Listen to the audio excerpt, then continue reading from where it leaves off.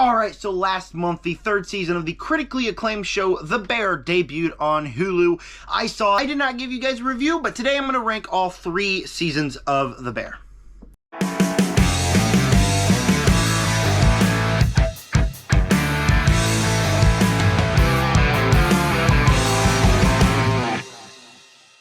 Alright, so heading into The Bear, this was a show that when it first came out, I was very eager to watch because I heard that it was kind of captures the exact same vibe that you get working at a restaurant like that. I worked at a restaurant kind of like the one in The Bear, not like fully, but kind of like the sandwich shop where it's just a little shop like that. I worked in that one before and I wanted to see what it was like.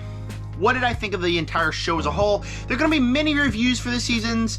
I'm going to talk about what's good, what's bad. I barely ever talk about this show on the channel, but if you're interested in this one, make sure to subscribe, like button, hit the bell, and comment down below what is your ranking of all 3 seasons of The Bear.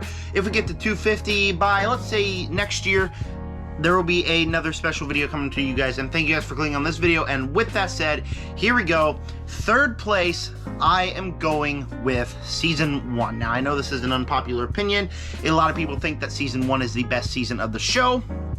To me, what it does best is what season 1s normally do best, is introduce us to this group of characters, this lively group of characters, and the season 1 mainly focuses on the little mom and pop shop that they have there.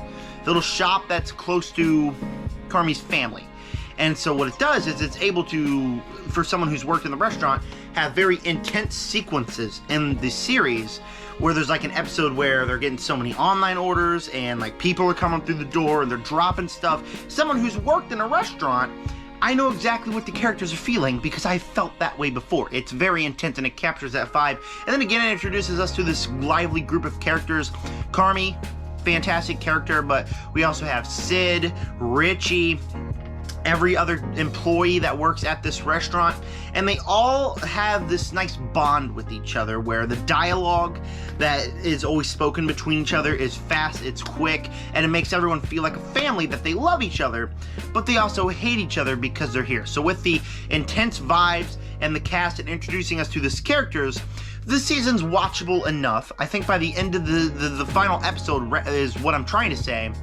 I feel like that it turns into what I'd say is the rest of the show, where the seasons aren't really, the season isn't really focused, because it's like we have some episodes that are like Oscar worthy. The final episode, we got music, we got unique camera movements, we got everything that would make an Oscar-winning or an Emmy-winning TV show. And then other episodes, we just got different kind of camera movements. We're going really fast, and it's just quick, bang, bang.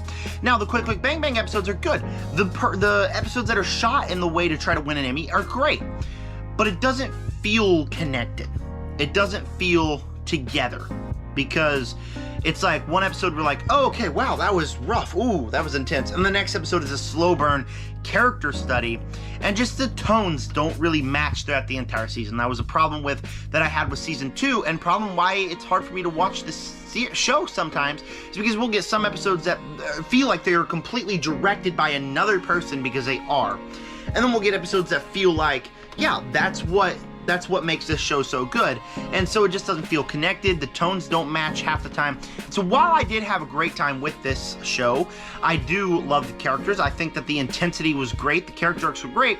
The show is never fully matched. It doesn't feel like it has the tones right. And so it was a very jarring experience a couple times. Still, solid season, but easily the weakest out of the 3 here. Second place, I'm going with season number 3. Now, this is the season that the tones matched throughout the entire season. I don't feel like there was a single time where I was like, oh, okay, yeah, that feels directed by someone different.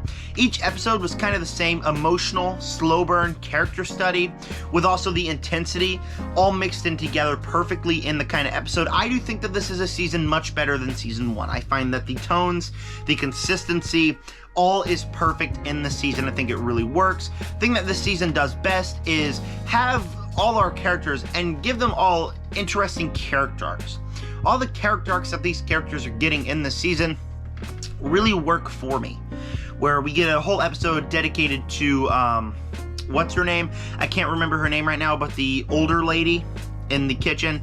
We have a whole episode designated to her. We got a whole episode designated to Richie. And we're focused on the characters. We're focused on how they feel after the season 2 finale.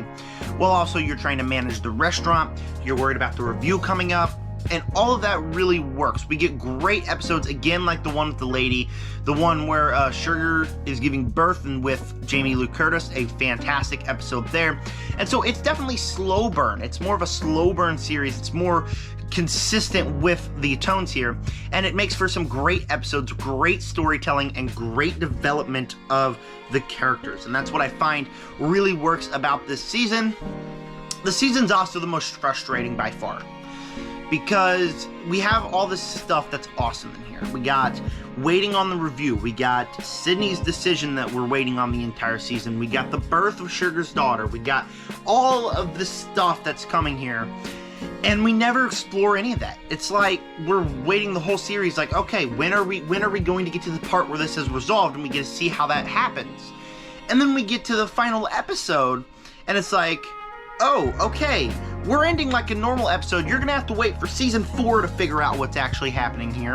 And it's really frustrating because it just kept feeling like, okay, yep, push that back, push that back, push that back. We'll explore that later. It's like, oh my gosh, I'm running out of patience with this season because I just want to see what happened. The finale of the series was awesome. We were growing intense in the finale. We're really wanting to see what happens. Opens up the review, episode ends, and then we gotta wait for season 4.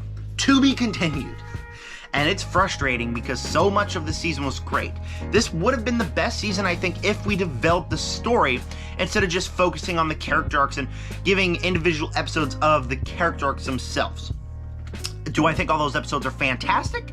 Absolutely, they're great. But you should have developed it a little bit more. But first place, my favorite season of The Bear is season 2.